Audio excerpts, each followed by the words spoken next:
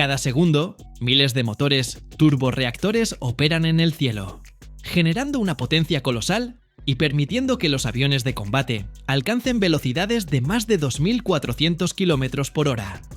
Es impresionante.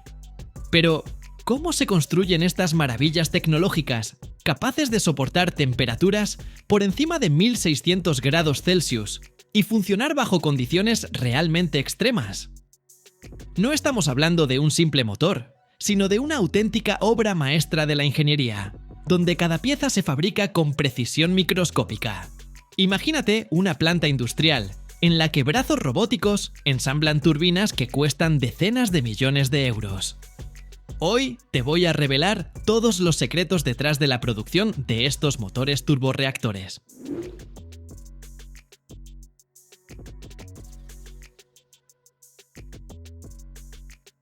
El motor turborreactor es uno de los tipos de propulsores aeronáuticos más importantes, basado en el principio de la propulsión a chorro. El aire se comprime, se calienta y luego se expulsa rápidamente a través de la tobera, generando así la fuerza de empuje. Los aviones de combate necesitan justo este tipo de motores, ya que pueden proporcionar una enorme potencia, incluso a altísimas velocidades. Pero fabricar un motor así no es tan sencillo como ponerle una turbina y largarse. Es toda una ciencia, donde cada componente debe ser lo más preciso y resistente posible. Veamos qué ocurre en cada fase de producción. Al año se fabrican más de 1000 motores turborreactores. Los datos exactos, claro, están bajo estricta confidencialidad, pero aún así las cifras impresionan. Toda la magia empieza en la fase de diseño.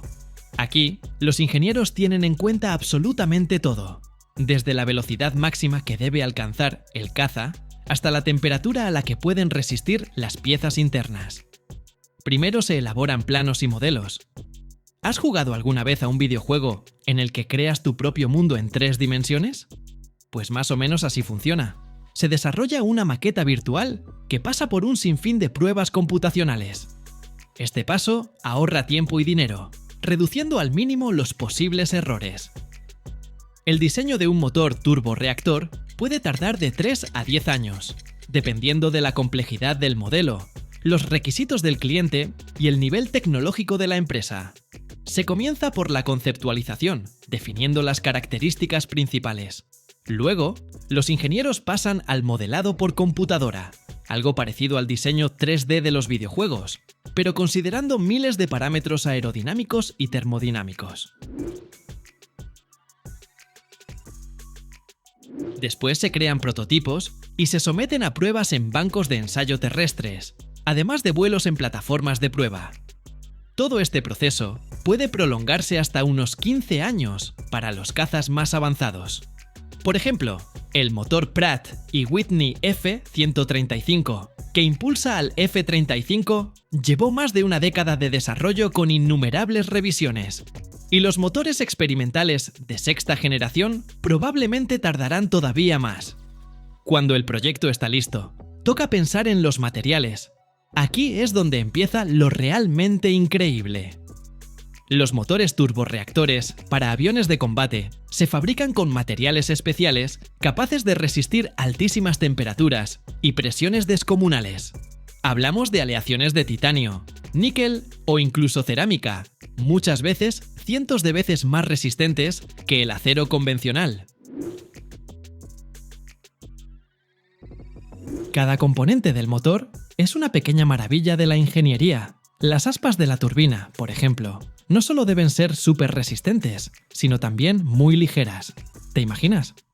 A veces se diseñan de tal modo que el propio material cambie su estructura interna cuando se expone a altas temperaturas, aumentando así la eficiencia del motor.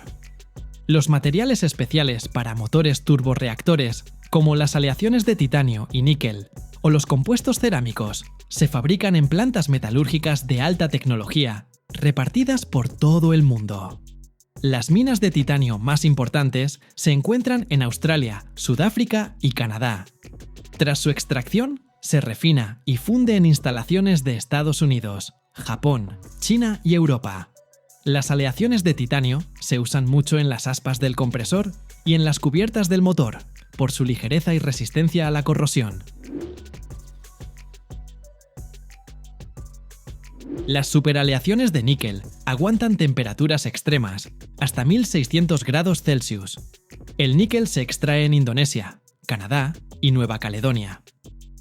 Fábricas especializadas, como Special Metals Corporation en Estados Unidos, producen estas superaleaciones para la industria aeronáutica. Por otro lado, los compuestos cerámicos son tan resistentes como el metal, aunque mucho más ligeros, y se obtienen mediante la sinterización de óxidos o carburos de silicio. Empresas de alta tecnología, como General Electric Aviation y Rolls-Royce, son líderes en su producción. Resulta curioso que en Estados Unidos y Japón se investiga intensamente una nueva generación de materiales, las llamadas matrices cerámicas, capaces de soportar temperaturas aún mayores y reducir todavía más el peso total de los motores.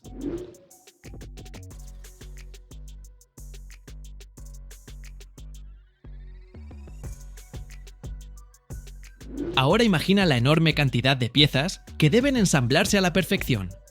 No es simplemente juntar partes en una línea de montaje. Es como armar un rompecabezas gigante, donde una sola pieza mal colocada puede generar problemas serios. Cada fase del montaje se verifica minuciosamente. Visualiza un taller enorme, con techos altísimos, donde la luz se refleja en componentes metálicos relucientes. De entrada, parece un gran hangar ordenado hasta el más mínimo detalle. Pero si miras con atención, te darás cuenta de que es el corazón de la producción, donde nacen los motores turborreactores de los aviones de combate. Todo arranca sobre plataformas donde se fijan los elementos principales del motor. Alrededor, técnicos con overoles blancos y semblante concentrado trabajan en cada pieza. Se asemejan más a cirujanos que a simples operarios, y no es exageración. Cualquier error puede costar millones de dólares, o incluso vidas humanas. Brazos robóticos realizan movimientos meticulosos, levantando componentes enormes y acoplándolos con una precisión milimétrica. Hay algo hipnótico en esos desplazamientos suaves, como un baile sincronizado, orquestado por la mente de los ingenieros. Al mismo tiempo, el personal revisa manualmente tornillos, pule los bordes de las piezas y controla cada detalle. Créeme, esto no es solo un trabajo, es casi arte. Uno de los momentos más espectaculares es la instalación de las aspas del compresor. Discos enormes giran con lentitud mientras los técnicos encajan cada aspa con precisión de relojero. Su superficie brilla como espejo, reflejándolo todo a su alrededor. Una sola aspa puede aguantar temperaturas de miles de grados y girar tan rápido que al ojo humano le resulta imposible seguirla.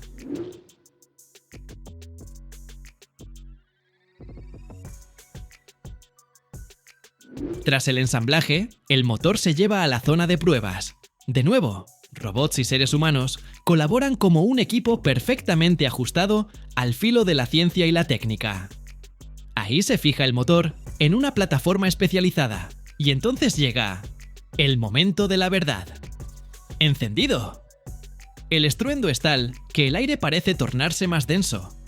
Se siente la vibración a través de todo el cuerpo. Si todo funciona a la perfección, los ingenieros se felicitan mutuamente.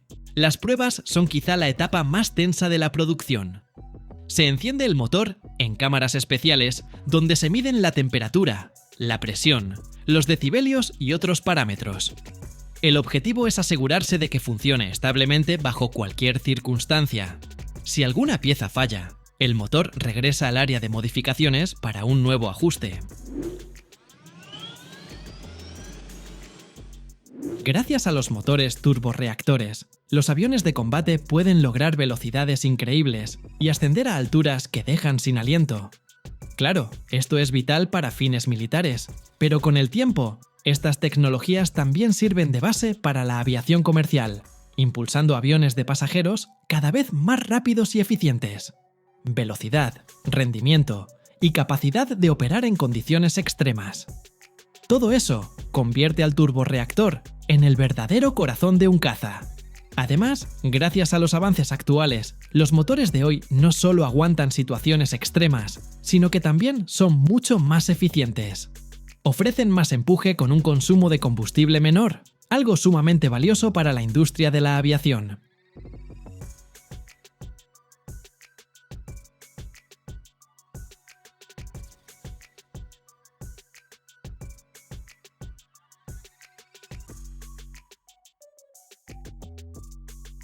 Cada año, en el mundo, se extraen más de 350 millones de toneladas de bauxita.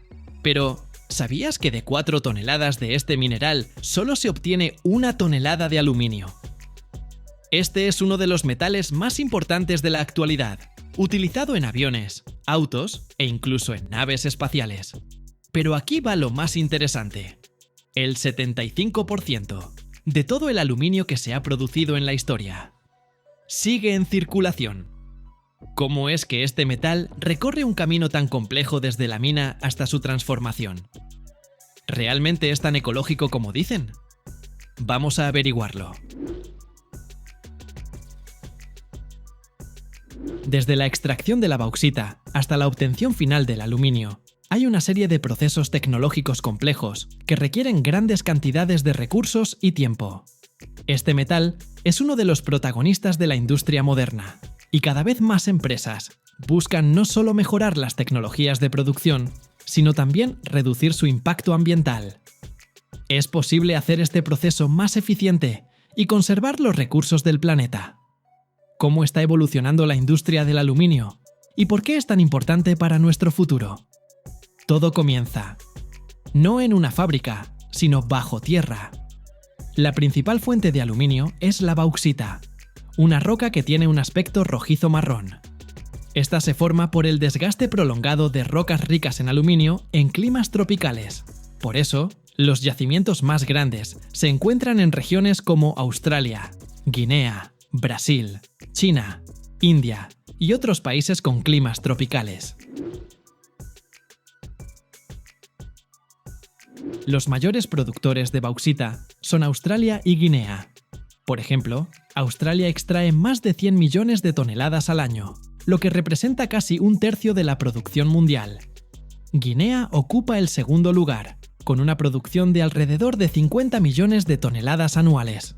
Otros grandes productores incluyen Brasil, China, India y Jamaica, que también están activamente involucrados en la extracción de este mineral.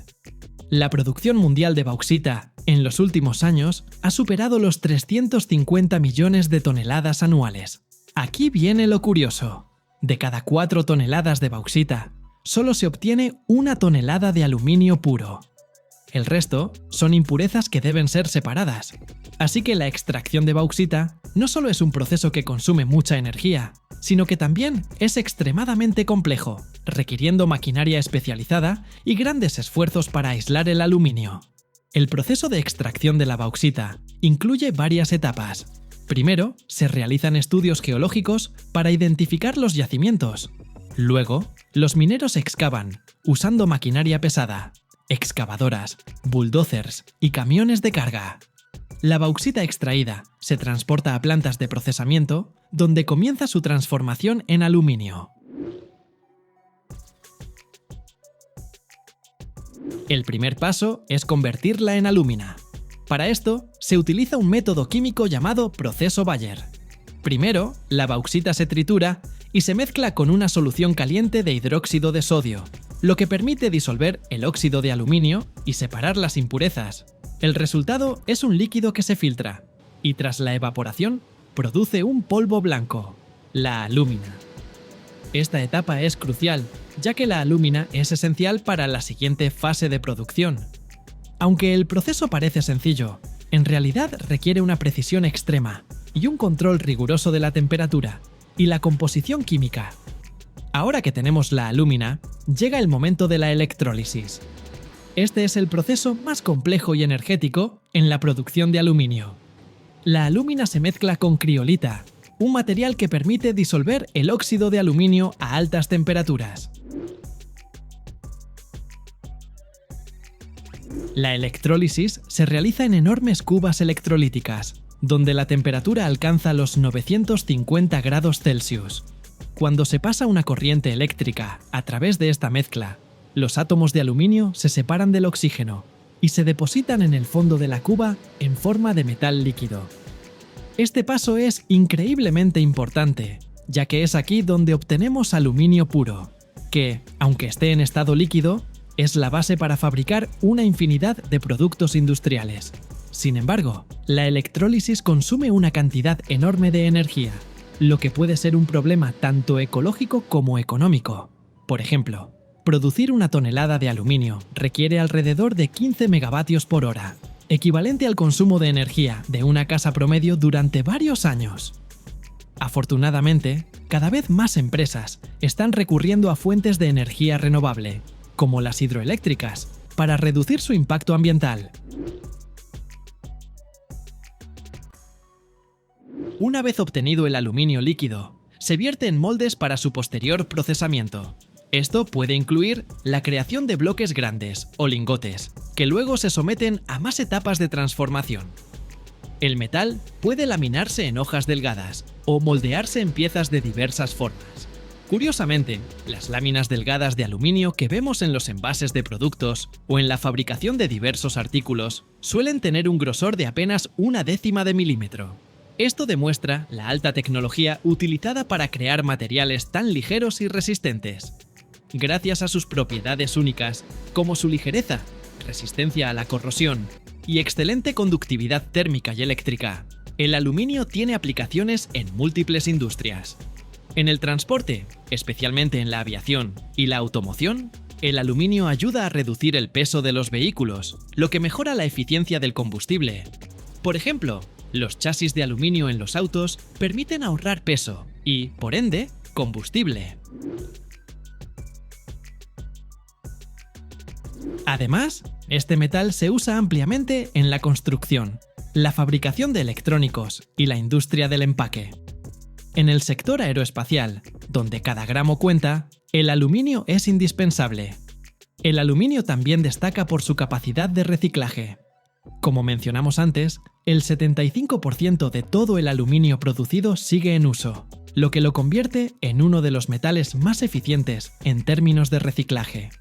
Reciclar aluminio requiere solo el 5% de la energía utilizada en su producción inicial.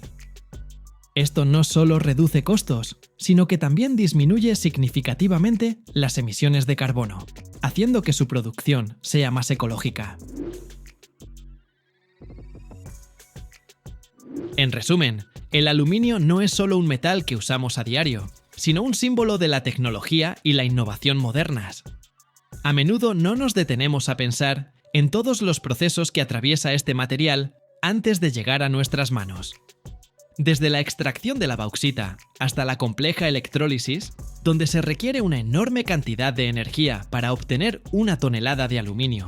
Cada paso es impresionante por su complejidad.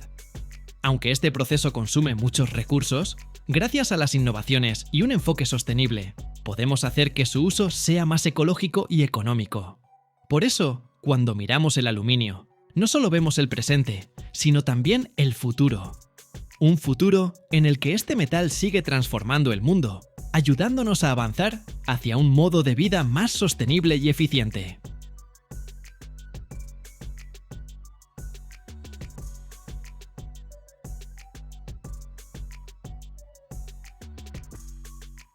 Solo en Estados Unidos, cada año se fabrican más de 25.000 millones de pernos. Y eso que hablamos de un solo país entre muchos otros.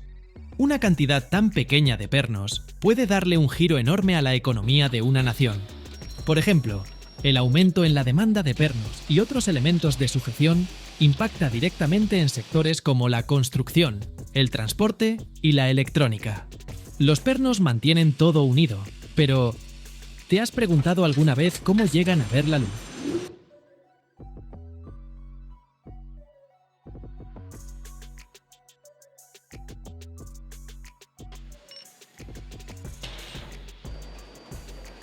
Así está la cosa, mano. La fabricación de pernos pasa por varias etapas, y cada una es vital para que ese elemento pequeñito, pero esencial, quede listo para todo tipo de uso.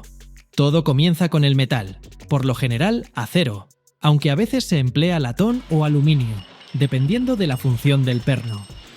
¿Por qué acero? Pues porque es resistente, duradero y relativamente económico. Pero claro, incluso siendo de acero, un perno no nace tal y como lo ves en los estantes de las ferreterías. Primero, el acero pasa por un proceso de tratamiento térmico. Este paso es crucial, ya que le otorga la fortaleza necesaria. Podríamos compararlo con un entrenamiento intenso del cuerpo. Hay que esforzarse mucho para estar listo y aguantar condiciones duras.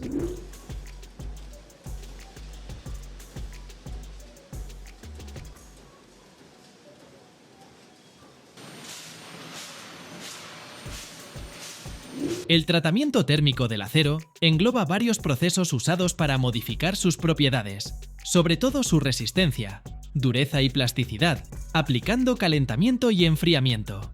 Ahí está el chiste. Este proceso le da al material la forma y las características que buscamos. El primer paso es calentar el acero hasta temperaturas muy altas, que van aproximadamente de 800 a 1000 grados Celsius, dependiendo de la composición del metal. ¿Te imaginas algo más caliente que eso? ¿O ni el mismísimo infierno llega a tanto? Ese calentamiento sirve para transformar la aleación en austenita, una estructura del acero con gran plasticidad, que facilita moldearlo. Luego se mantiene esa temperatura un buen rato, para que el material se vuelva uniforme en toda su masa. De esta forma, los elementos de aleación se distribuyen parejitos, y el acero adquiere esa estructura deseada.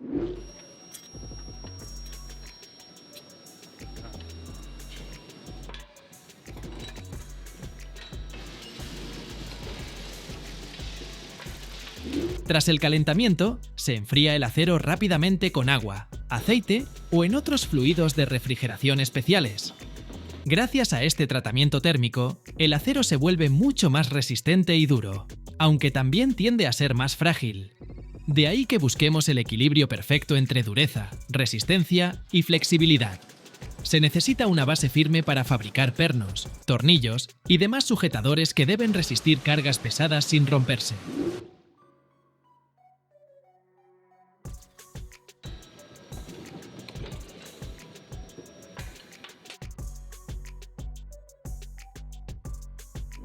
Cuando ya elegimos el material adecuado y lo preparamos, la siguiente parada es darle forma al perno. Para esto, lo más común es la forja. El metal se calienta a alta temperatura y luego se obliga a adoptar la forma deseada con un martillo o una prensa. Eso sí, no todos los pernos se fabrican mediante forja. Existen métodos de moldeo en frío, donde no se calienta el metal, sino que se le da forma con prensas de gran fuerza. Este enfoque ahorra tiempo y recursos, aunque no es válido para todos los tipos de pernos.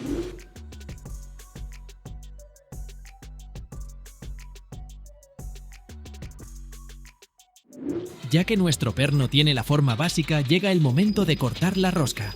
Este paso es crucial, compa, porque la rosca es la que permite que el perno se agarre a otros componentes, como tuercas u orificios roscados. Debe quedar perfecta y pareja para que el ensamble sea confiable. La rosca se hace de varias maneras. Puede utilizarse un torno de roscar o máquinas especiales. En todo caso, es un trabajo delicado, porque incluso ligeras imperfecciones pueden hacer que el perno no cumpla bien su función de sujeción. Obviamente, necesitamos un perno que no solo mantenga todo en su sitio, sino que también dure mucho tiempo. Por eso, cuando el perno ya está formado y roscado, llega la hora del galvanizado. Este proceso consiste en recubrir la superficie con una capa de zinc para protegerla contra la corrosión. ¿Y sabes qué es lo mejor? Un perno galvanizado se ve bien chido y además resiste la oxidación incluso en ambientes húmedos. A menudo se usan en la construcción naval, pues no se dañan con el agua de mar tan rápido. Y lo mismo en plantas químicas, donde el entorno también es súper agresivo. El perno se sumerge en zinc derretido a unos 450 grados Celsius, formando una película protectora en el acero que lo blinda contra el agua y el oxígeno, reduciendo el riesgo de corrosión en el futuro. Y ya casi terminamos. El paso final es el empaque y la entrega. Una vez que el perno supera todos los procesos de fabricación, se revisa minuciosamente la calidad. Checan que no tenga grietas ni defectos, que la rosca esté impecable. Si todo sale bien, se empaca individualmente o en cajas para venta al mayoreo. Listo para cruzar el mundo entero. Según la International Fastener Industry Association, cada año se producen más de 200.000 millones de pernos a nivel mundial. Nada más. Piensa que para armar un solo avión se requieren más o menos 2.500.000 pernos. Es una locura. Los pernos se usan en miles de industrias, desde la construcción hasta la alta tecnología. De hecho, el sector constructor es el que más consume pernos. Puentes, rascacielos, viviendas, todo depende de ellos. Un coche común contiene unas 30.000 piezas diferentes, y cerca del 10% de ese total son pernos. En la generación de energía, plataformas petroleras, turbinas eólicas, paneles solares, se necesitan millones de pernos también. Es curioso que solo en China se fabrique más del 50% de todos los pernos y tornillos del planeta. Se han vuelto un gigante en esta rama, impulsados por la demanda de productos metálicos y el bajo costo de la mano de obra. Por otro lado, en Estados Unidos y Europa suelen producirse pernos más especializados para la industria pesada, la aeronáutica y el sector automotriz. Llama la atención que muchos fabricantes de pernos también se comprometen con el reciclaje de metal, reduciendo así el impacto ambiental de su producción. En la Unión Europea, por ejemplo, más del 50% del metal para fabricar pernos proviene de materiales reciclados. Esto no solo es rentable, sino que contribuye a disminuir la contaminación. Además, la demanda global de pernos sigue creciendo, y se proyecta que para el año 2026, el mercado mundial de pernos y otros sujetadores alcance los 95,8 mil millones de dólares estadounidenses. ¿La razón? El avance de la construcción, la industria automotriz y el sector energético, todo mundo necesita pernos.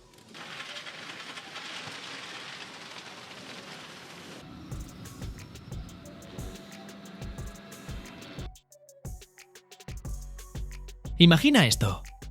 Más de 200 componentes se necesitan para fabricar una sola llanta Michelin. Pero, ¿cómo es que el caucho de un árbol tropical se transforma en una llanta capaz de resistir cientos de miles de kilómetros?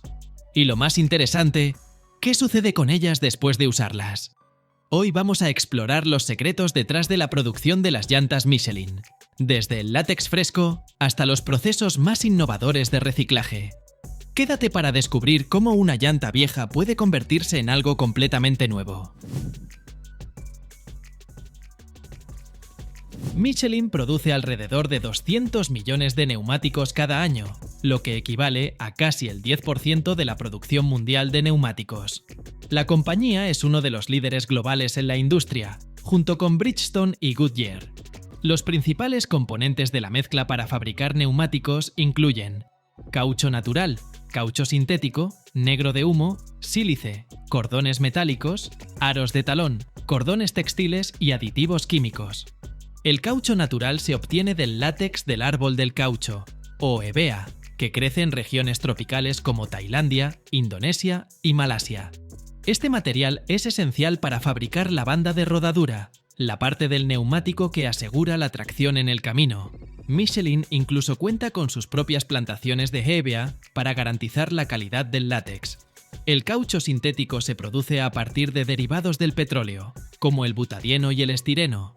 Este material se utiliza en las partes que requieren mayor resistencia al desgaste. El negro de humo no es simplemente carbón común, es un aditivo derivado de la industria petroquímica que se incorpora al caucho para hacerlo más resistente y duradero, prolongando la vida útil de los neumáticos. El sílice se utiliza para reducir la resistencia al rodamiento, lo que permite disminuir el consumo de combustible. El cordón metálico refuerza los neumáticos, haciéndolos más resistentes. Este cordón se fabrica con alambre de acero de alta resistencia. Los aros de talón garantizan una conexión firme entre el neumático y la llanta. Por su parte, el cordón textil está compuesto de poliéster, nailón o aramida, un material que también se usa en chalecos antibalas. Proporciona elasticidad y una gran resistencia a los desgarres. Los antioxidantes y estabilizadores presentes en la mezcla protegen los neumáticos de los efectos del ozono y los rayos ultravioleta. Además, el azufre se emplea en el proceso de vulcanización del caucho. Las materias primas se transportan a las fábricas de Michelin en todo el mundo, donde se producen los neumáticos. Las mayores plantas de producción de Michelin están ubicadas en Francia, Alemania, China y Estados Unidos. En total, Michelin cuenta con más de 70 fábricas en 17 países, incluyendo Estados Unidos, Francia, China, Italia, Brasil y Tailandia. Ahora ya sabes de qué están hechas las llantas, pues vamos a ver cómo se fabrican. El caucho, el negro de carbón, el sílice y los aditivos químicos se mezclan en mezcladoras especiales a una temperatura de aproximadamente 170 grados Celsius. La mezcla resultante se pasa varias veces entre rodillos para lograr una consistencia uniforme. Michelin utiliza fórmulas patentadas para sus compuestos, desarrolladas en sus propios centros de investigación. Por ejemplo, para las llantas de gama premium, se añaden nanocompuestos a la mezcla para mejorar la tracción. Michelin produce llantas para una amplia variedad de aplicaciones: automóviles de pasajeros, camiones, vehículos deportivos de competición e incluso aviones. Para la producción de llantas Michelin, cada año se utilizan más de 800.000 toneladas de caucho natural, lo que representa aproximadamente el 10% del consumo mundial de este material. En cuanto al caucho sintético, se emplean alrededor de 1.200.000 toneladas. El siguiente paso es fabricar la banda de rodadura. Observa cómo el caucho se extiende en largas tiras y luego se corta al ancho necesario. Los laterales se forman por separado, añadiendo elementos decorativos, logotipos e inscripciones. Desde las primeras etapas de diseño, un equipo de diseñadores y técnicos crea un modelo tridimensional de la llanta. A partir de este modelo, se elabora un molde. El grabado del molde se realiza con láser o mediante herramientas mecánicas de alta precisión. Durante la vulcanización, el caucho de la llanta se funde y adopta la forma del molde. El material llena todas las ranuras, incluyendo las áreas con logotipos, inscripciones y detalles decorativos. Como resultado, la llanta adquiere grabados nítidos y duraderos. Algunas llantas llevan logotipos o inserciones de colores. En estos casos, segmentos especiales de caucho de color se colocan previamente en los puntos correspondientes del molde. Ahora es el turno del cordón. En máquinas especializadas se entrelazan hilos de tejido y acero, que luego se impregnan con caucho.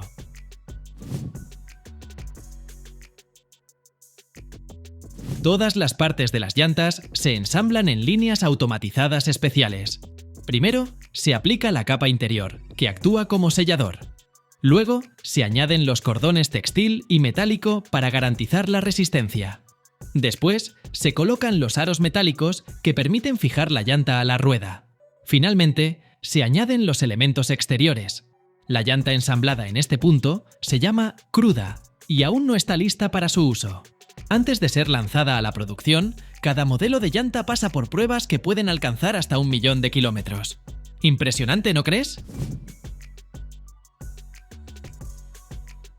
Mira ahora cómo se lleva a cabo el proceso de vulcanización. Las llantas crudas se colocan en moldes especiales que se calientan a una temperatura cercana a los 200 grados Celsius. Luego, se someten a presión durante 10 o 15 minutos. Durante este proceso, el caucho se vuelve más resistente y en la superficie de la llanta aparece el dibujo del neumático. Cada llanta pasa por un control de rayos X, una prueba de balanceo y un test de hermeticidad. Algunos modelos se someten a condiciones extremas para asegurar su durabilidad. ¿Sabías que algunas llantas Michelin tienen garantía para recorrer hasta 100.000 kilómetros? ¡Impresionante! Las llantas viejas de Michelin se reciclan para fabricar materiales utilizados en la construcción de carreteras. Estas llantas se recogen en puntos de reciclaje especializados, estaciones de servicio o empresas dedicadas a la gestión de residuos. Parte de las llantas se procesan directamente en fábricas locales, mientras que otras se transportan a centros especializados. Una vez en estos lugares, las llantas son sometidas a inspecciones. Aproximadamente el 15% de ellas se renueva mediante un proceso llamado recauchutado. Se reemplaza el dibujo del neumático y la llanta queda apta para usarse nuevamente por un tiempo. El resto se destina a procesos de reciclaje. Mira cómo las llantas viejas se cortan y trituran en máquinas especiales hasta convertirse en pequeños fragmentos. Los cables metálicos y las fibras textiles se separan utilizando imanes y filtros de aire. El caucho que queda se transforma en gránulos de goma, conocidos como goma triturada, que se emplean en la construcción de carreteras, superficies para áreas deportivas o en la fabricación de nuevos productos. ¿Te preguntas cuáles son esos nuevos productos? Pues pueden ser desde tapetes para automóviles hasta suelas de calzado. Increíble, ¿no? Así es como las llantas tienen una segunda vida. Primero recorren el mundo sobre ruedas y luego se convierten en algo que camina.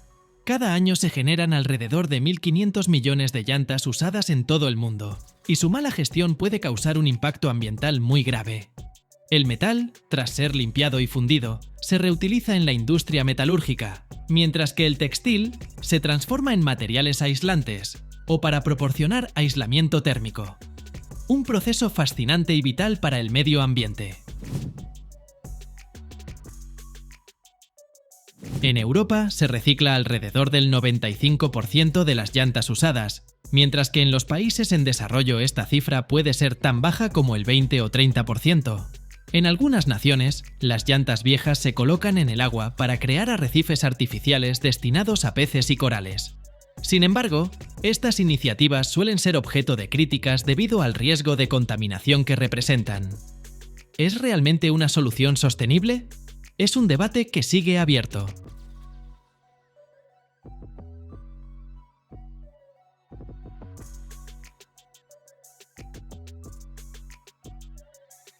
Imaginemos esto.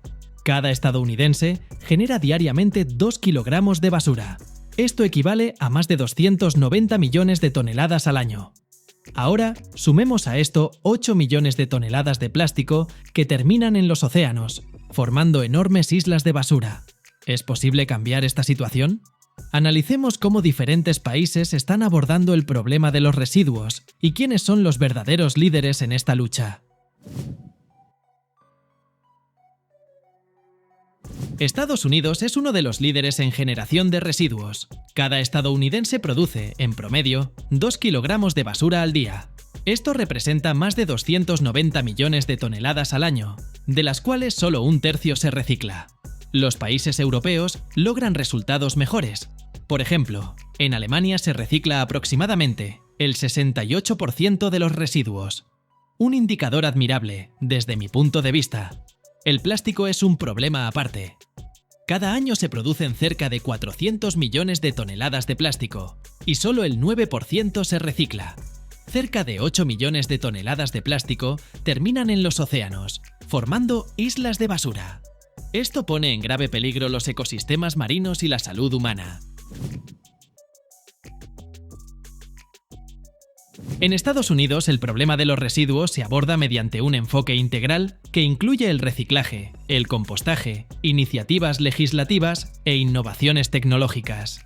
El país cuenta con miles de centros de reciclaje y se anima a los ciudadanos a clasificar la basura en casa, separando papel, vidrio, plástico y metal. Aunque solo alrededor del 32% de los residuos se recicla, los programas de reciclaje están en expansión, especialmente en estados como California y Oregón, donde existen leyes estrictas sobre la clasificación de residuos. Los desechos orgánicos, como restos de comida y vegetación, se compostan a gran escala. Esto no solo reduce la cantidad de basura en los vertederos, sino que también produce fertilizantes para la agricultura. Además, los vertederos modernos están equipados con sistemas de recolección de metano, un gas que se utiliza para generar electricidad. Actualmente, aproximadamente el 20% de los vertederos en Estados Unidos produce energía. Aunque queda mucho por mejorar, este enfoque es un paso importante. Por otro lado, existen países donde el porcentaje de reciclaje es prácticamente nulo, pero de eso hablaré más adelante. En Alemania, cada hogar cuenta con varios contenedores para diferentes tipos de residuos: papel, plástico, orgánicos, vidrio, clasificado por colores, y basura general. Los residentes están obligados a separar meticulosamente sus desechos, y el incumplimiento de esta norma puede resultar en multas. Para el plástico y los envases, se utiliza un contenedor especial o una bolsa amarilla. Los residuos se envían luego a plantas donde se realiza una clasificación adicional y se procesan para su reciclaje. Al comprar bebidas en botellas, los consumidores pagan un depósito de entre 15 y 25 céntimos de euro, que se les reembolsa al devolver los envases. Este sistema incentiva la devolución de botellas de vidrio y plástico para su reutilización. Los desechos orgánicos se compostan y el compost resultante se utiliza en la agricultura. Alemania ha reducido al mínimo el uso de vertederos. Solo cerca del 1% de los residuos termina enterrado. En su lugar, los desechos no reciclables se incineran en plantas de valorización energética donde se generan electricidad y calor. ¿Qué es exactamente la disposición de residuos? Permítanme explicarles con gusto. La disposición de residuos se lleva a cabo en vertederos especialmente diseñados para minimizar el impacto ambiental. Estos vertederos se construyen siguiendo estrictas normas ecológicas. Antes de comenzar a depositar los residuos, se recubre el fondo con materiales multicapa especiales, como arcilla o membranas plásticas, que evitan que sustancias nocivas se filtren al suelo y a las aguas subterráneas. Posteriormente, se instalan sistemas de drenaje para recolectar el lixiviado, un líquido que se forma a partir de los residuos. La basura llega en camiones, se distribuye por secciones y se compacta para reducir su volumen. Para proteger contra plagas y disminuir los olores, los desechos se cubren periódicamente con tierra u otros materiales aislantes. Durante la descomposición de los residuos orgánicos, se libera metano, un gas que puede ser peligroso. Los vertederos modernos están equipados con sistemas de recolección de metano, el cual se utiliza para generar electricidad o calor. Cuando un vertedero se llena, su superficie se sella con una capa hermética de tierra y membranas, y se plantan vegetación para integrarlo al entorno. Aunque se considera seguro, su estado es monitoreado durante décadas. A pesar de las tecnologías avanzadas, los vertederos siguen siendo una fuente de contaminación del aire, el agua y el suelo.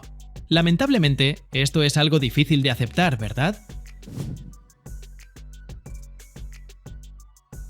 En España se generan anualmente más de 23 millones de toneladas de residuos domésticos, de los cuales aproximadamente el 35% se recicla o se composta.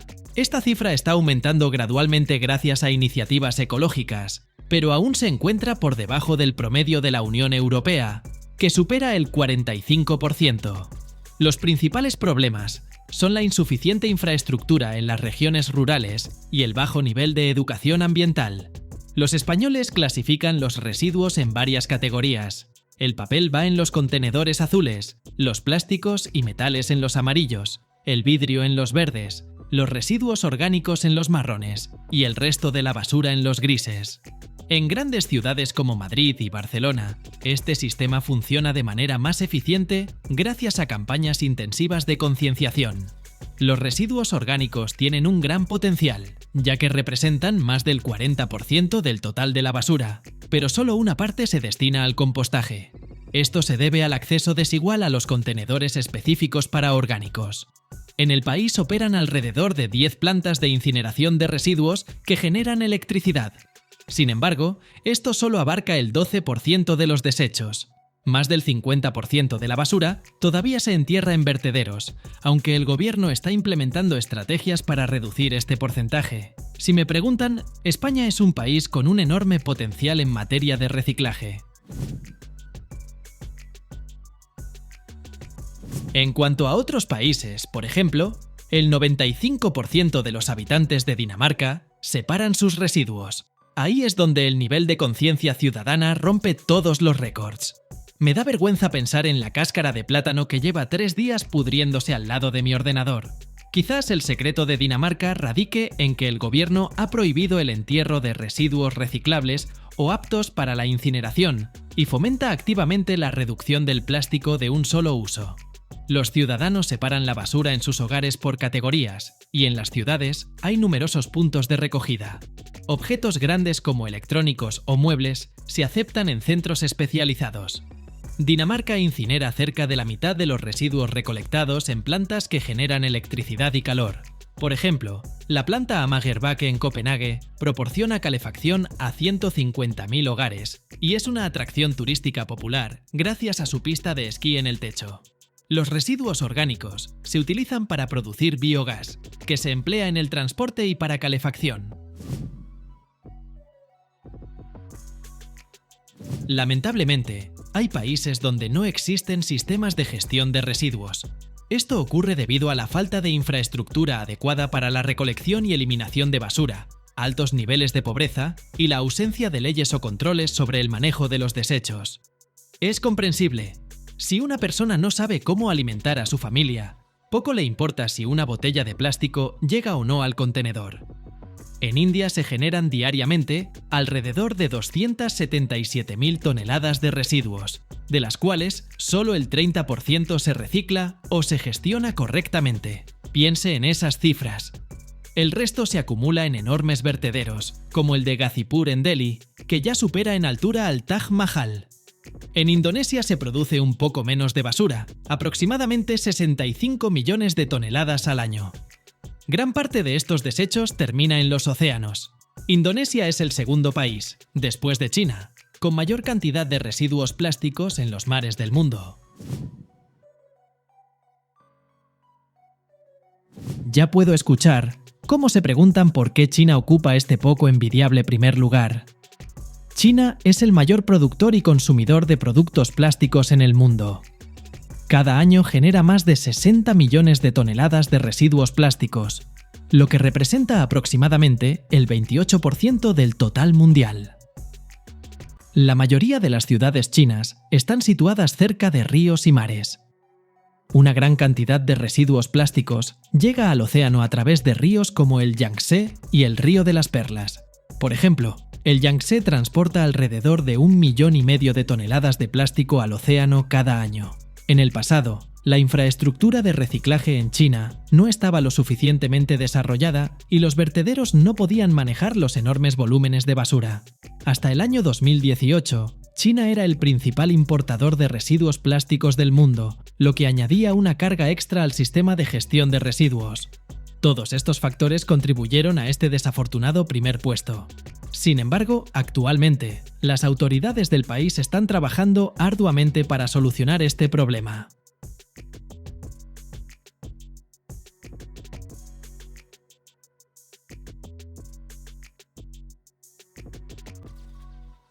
¿Sabías que el 70% de todos los paneles solares del mundo se producen en China? Cada día, toneladas de arena de cuarzo se transforman en enormes lingotes de silicio y se fabrican módulos capaces de funcionar por más de 25 años. ¿Cómo es posible? ¿Cómo algo tan simple como la arena puede convertirse en una fuente de energía para ciudades enteras? Quédate hasta el final y te revelaremos todos los secretos detrás de este asombroso avance tecnológico. China lidera el mundo en la producción de paneles solares, con más del 70% del mercado global. Empresas como LONGi, Jinko Solar y Trina Solar están a la vanguardia de esta industria. Aunque los primeros paneles solares se fabricaron en los años 1960, no fue hasta principios de los 2000 que la producción en masa se hizo realidad. En los años 80 se utilizaban para llevar electricidad a escuelas, hospitales y comunidades rurales en áreas remotas, aunque en ese entonces eran muy costosos. En los años 2000, el desarrollo de nuevos materiales como los módulos de película delgada y los policristalinos redujo significativamente los costos de producción. Hoy, en la década de los 2020, China, India, Estados Unidos y la Unión Europea lideran tanto la producción como el uso de paneles solares. La eficiencia de los módulos actuales supera el 25%, lo que triplica la capacidad de los primeros prototipos, mientras que los precios continúan bajando.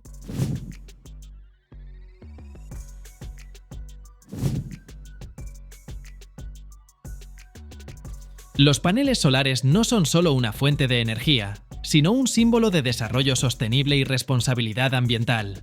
Te contaré cómo se produce un panel solar desde el principio, hasta que está listo para captar los rayos del sol y transformarlos en electricidad. Todo comienza con el silicio, que se extrae de la arena de cuarzo.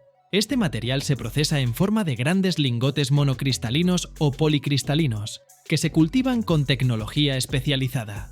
Por ejemplo, para obtener un monocristal se utiliza el método de Chozhralski. Imagina un crisol gigante lleno de silicio fundido, donde se introduce una pequeña semilla de cristal que se eleva lentamente, girando. Así se forma un lingote que puede pesar varias decenas de kilogramos.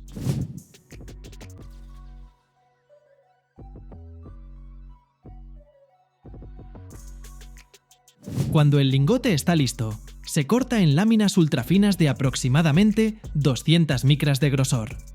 Para este proceso se utiliza una sierra de hilo recubierta con diamante. Para que te hagas una idea, cada lámina es más delgada que un cabello humano. Luego, las láminas pasan por una limpieza exhaustiva. Esto es crucial, ya que incluso las impurezas más pequeñas pueden reducir su eficiencia. La limpieza puede ser mecánica, utilizando suspensiones abrasivas y sistemas de pulido, o química, que es el método más efectivo.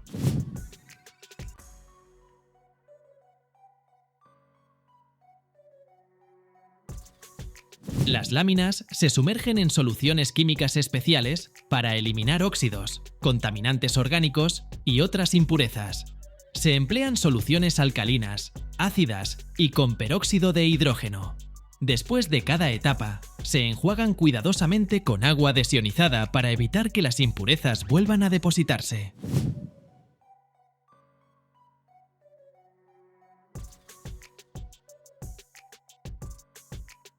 En algunos casos, se añade un paso adicional, la limpieza ultrasónica.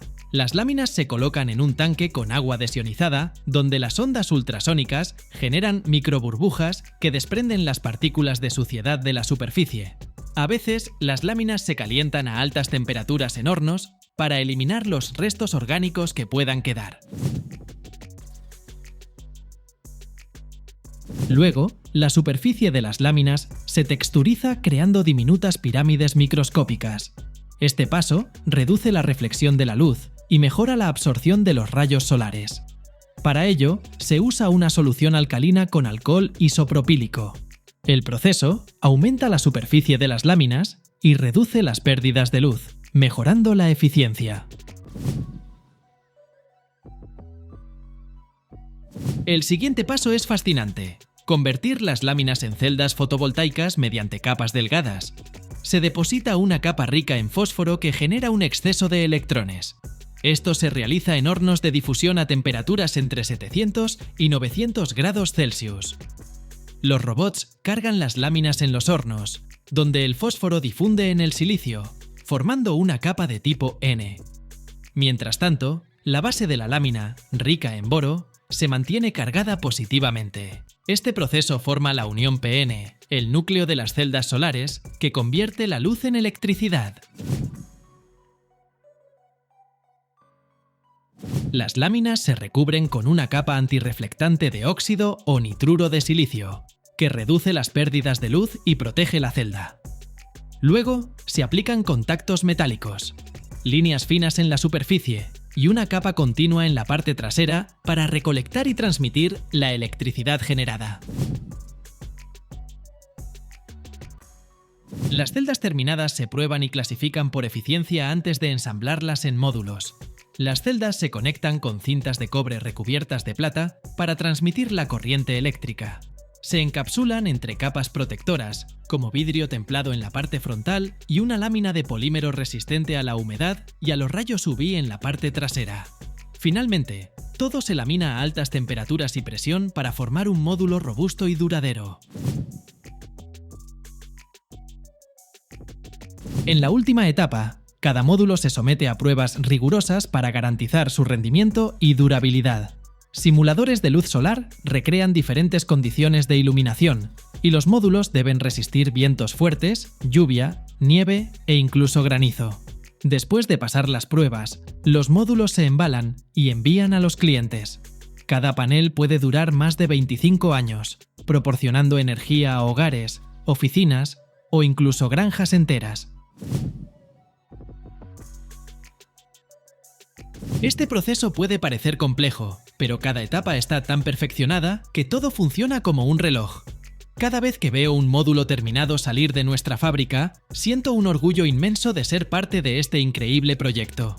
Pensar que algo tan sencillo como la luz se transforma en energía gracias a nuestro esfuerzo es simplemente asombroso.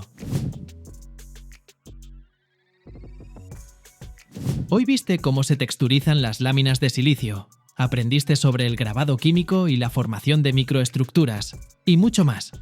Espero que te haya resultado interesante. Gracias por acompañarnos hoy. Ahora sabes que la fabricación de paneles solares no es solo ingeniería o negocio, sino una inversión real en un futuro brillante.